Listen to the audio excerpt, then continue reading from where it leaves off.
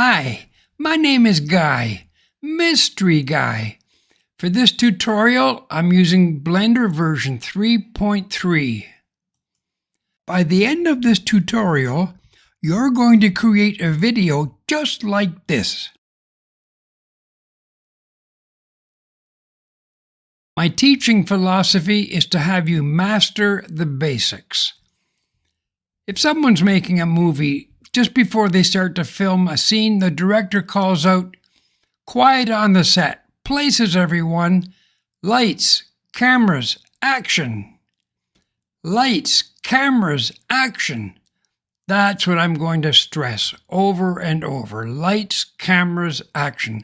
I want to draw your attention to the scene collection panel in the top right. When you start Blender, it comes with one camera, it comes with one light, and the cube, that's the actor. Now the action. I'd like you to take your mouse pointer down to the bottom where that dark line is.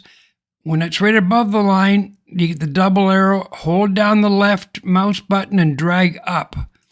There's your timeline. That's the action. That's where you tell Blender what the actors do. If I press play right now, nothing happens. I'll pause it. I'll go back to frame 1 because we haven't told Blender to do anything with the actor. Let's go back to the scene collection panel. If I click on camera, now that camera, that's where it is in the scene. If I click on the light, there's the light. If I click on the cube, that's our actor. Now it's got that bold line around the outside. And take a look in the top left. It says cube. That tells you which item has been selected. Take a look at the properties panel for the cube. Location 000. That red line, that's the x-axis. That green one is the y-axis, and the z-axis goes up and down. I'm going to go to the location X. Don't click. Drag it to the right. I'm moving the cube along the x-axis. If I do the same for the y-axis, I'm moving the cube on the y. Z, I can move it up and down. The same for rotations. I can even scale it if I want. All right, let's return all of these to 0.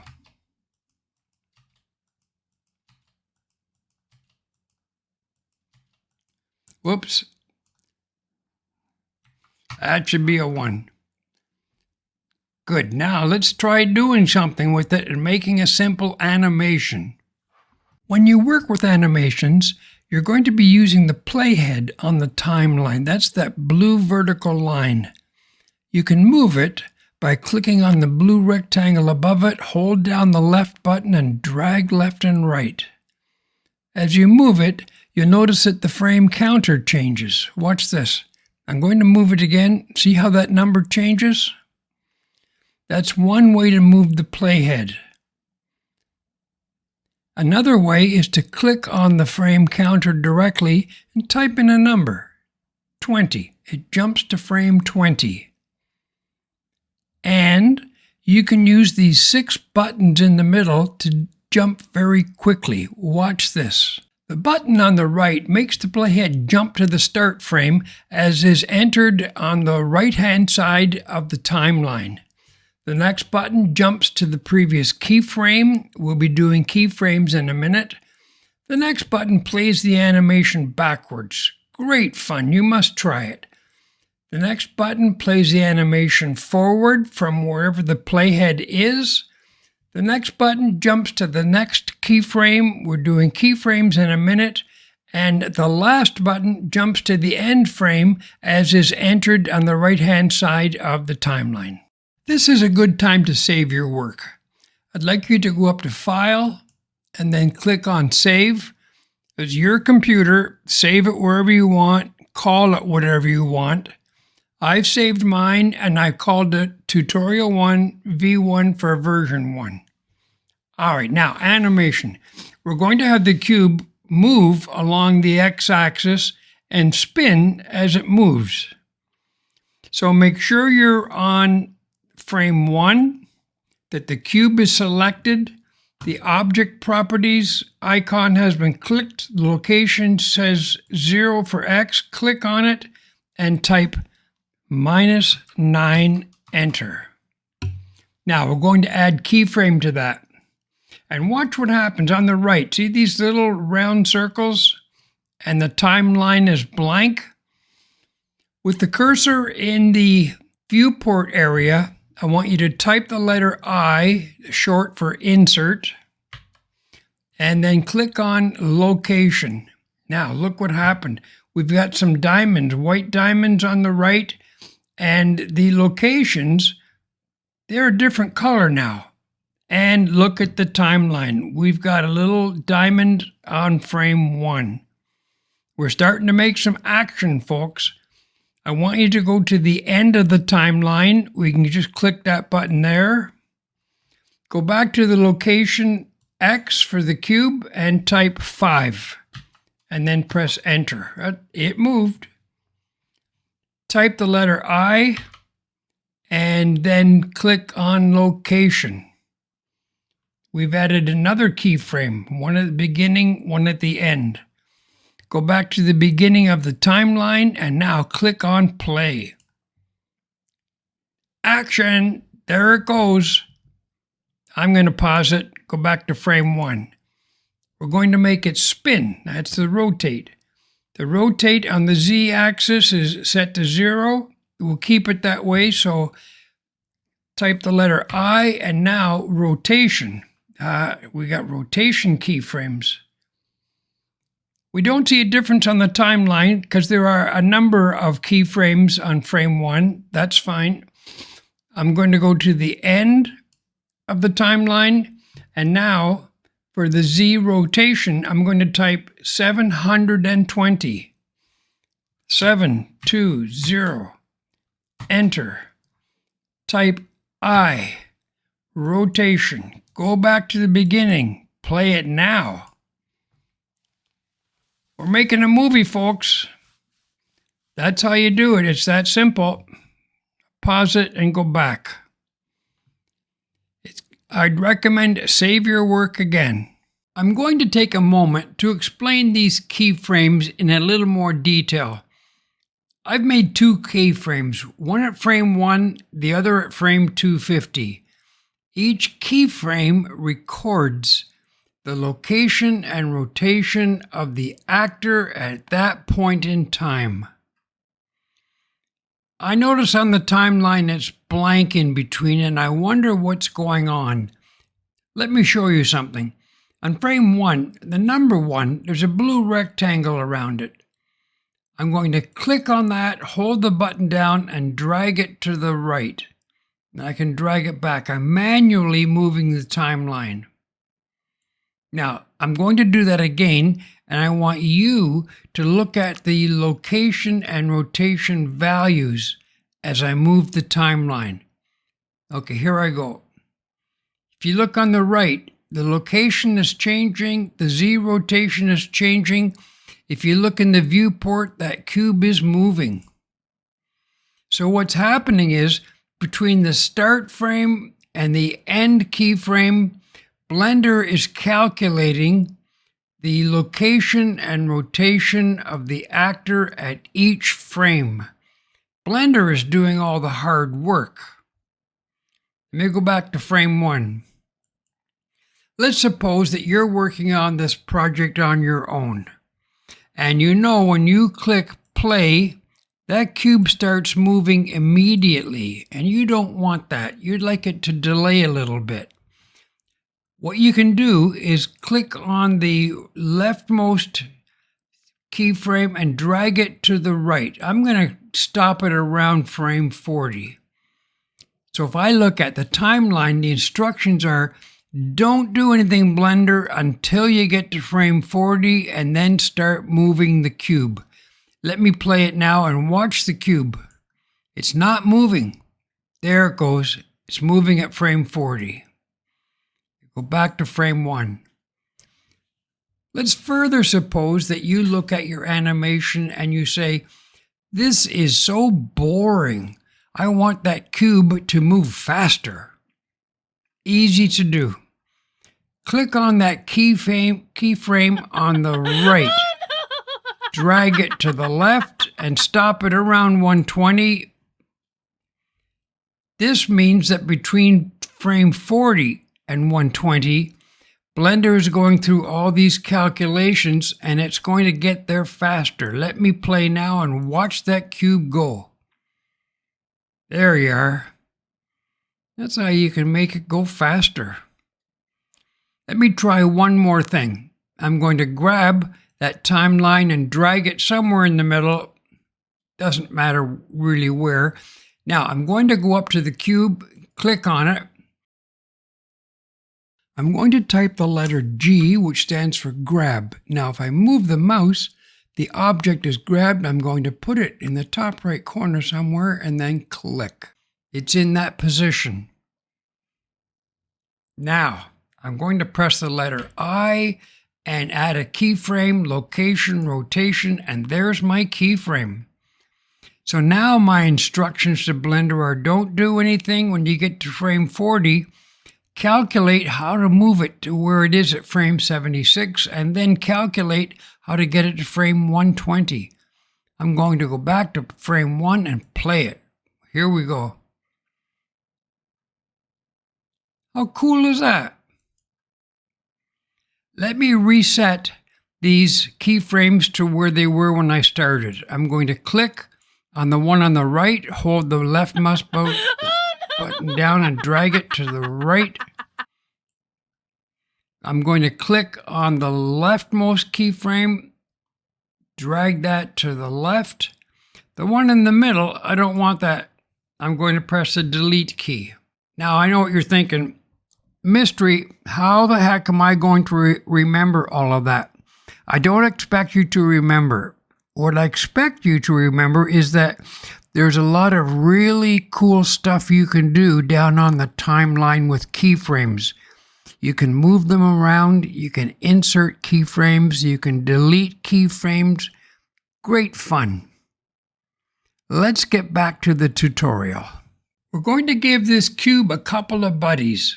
We're going to duplicate it twice. If your view is a little different than mine, on the mouse scroll wheel, you can roll it forward and backwards to zoom in and zoom out. If you hold the scroll wheel down and then drag the mouse, you can change the view. So if you don't have what I have, that's how you can change it.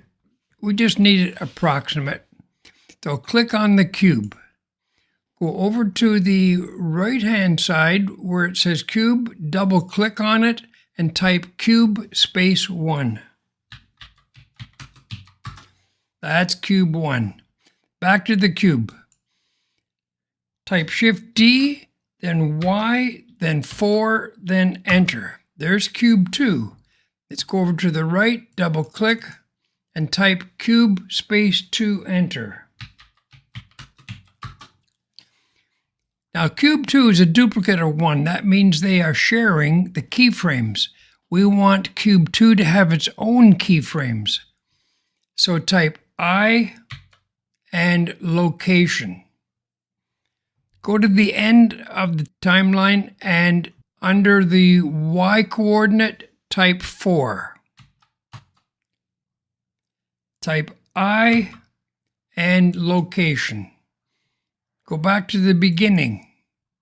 We're going to duplicate this cube again. So Shift D, then Y, then 4, then enter.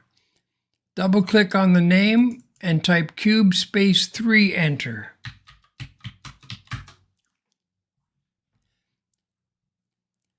That has a Y coordinate now of 8, which is different from the other two. So type I and location.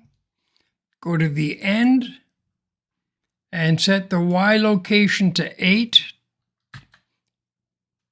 Enter, type I and location. Go back to frame 1. Let's play it. They're all spinning and they're all moving. Just what we want. Good. let's add some color. Click on cube 1. This is where the director calls out wardrobe. I want cube 1 to be a dark blue.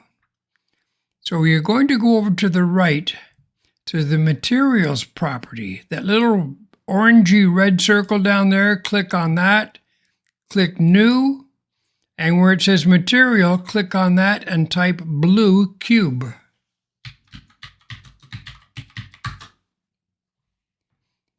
Down to base color, that white area, click on that. We'll just pick a blue. If you want yours to be exactly like mine, these different tabs, RGB, HSV, and hex, click on hex. And click on that hex value and type 430EE7 and then press enter. That's the blue that I'm using. We don't see it yet because we're in solid view right here. That circle with the blue rectangle around it. Go 2 to the right. Click on rendered view. There we are. This is what you'll be using for your movie, is the rendered view. Click on the middle cube. We're going to make this one green. And go over to the new button. Change the material to green cube. Press enter. Down to the base color, click on that and pick a green color. Just click. If you want the same one that I used, type 4DFF73, enter. Then go back and click on the third cube. To the right, click new. Name the material red cube. The base color, click on a red. If you want the exact one I used, type E71D29, enter. It's time to add a floor. I'd like you to go up to Add, Mesh, and then Plane. In the bottom left where it says Add Plane, click on that, and the size, click on it and then type 30, enter. There's our floor, but look what happened. These cubes are cut in half. The floor's going through the middle. That's because these cubes are actually centered at the point 0, 0, 0. Half the cube is above, half is below. The solution, I can move these 3 cubes up a bit or move the floor down. I'm going to move the floor down. That's the easiest. I'm going to go over to the right where it says plane, double click, and rename that to floor.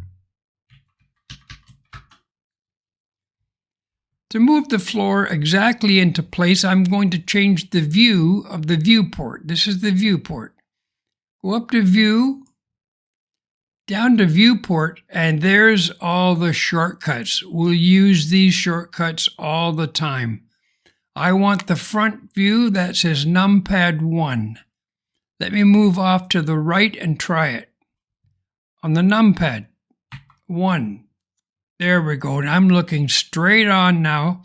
There's one of the cubes, and that horizontal line, that's the floor. Let me go to the object properties down below. Click on that. And the Z location, I'm going to click and hold the left button down and drag it to the left. I'm moving that floor down till I get it exactly where I want, about there. About there, exactly. I know it should be -1 due to simple mathematics. I'm going to type -1. And let's go back to our view again. Now if I play it, those cubes are moving nicely exactly on top of the floor. Only one thing left to do now, and that's to make our movie, but it's not going to look anything like what we see here now, because you only render a video according to what the camera sees. And I haven't talked about the camera yet. Let me go to the top right and click on camera. That's where the camera's sitting right now. The question is, what does the camera see? Let's go back up to that view item, and under viewport, the camera is numpad 0. I'm going to try that. On the keypad, I'm going to press numpad 0. That's what the camera sees, and that's what our video will look like. Let me press play now. You get the idea? Good. We're going to make the video file now. Before we do, I recommend you save your file again all the time before you do a render. It's a good habit, just in case Blender has a problem and you got to start the video all over. On the right, output properties. That little looks like a printer, click that. I'm going to go down to the output section. There's the default file location and name /tmp/. I'm going to click on the folder to find out exactly where I want to put it. There's the folder I want, video files, and in the dark band at the bottom, that's where you'll enter the name of your video file. I'm going to type mine now. And I'm ending the name with 3 spaces because when Blender makes a video file, it includes the start frame and end frame numbers as part of the file name. This will help me keep it a little clearer as to the name of the file. Accept. Next, go to the file format. The default is PNG. Click on that. And what we need is FFmpeg video. The last thing is the encoding. Change the default to MPEG-4. We're all set. Go to the top left, click on render and render animation. There it goes. It's making the video now. If you look at the timeline, these are the frames being processed. This will take a few minutes and then we'll look at the video. Done. Let me close the render window and let's take a look at the results. Use the Windows Explorer to navigate to where you've saved your file. Double-click on the video file name and your video will play.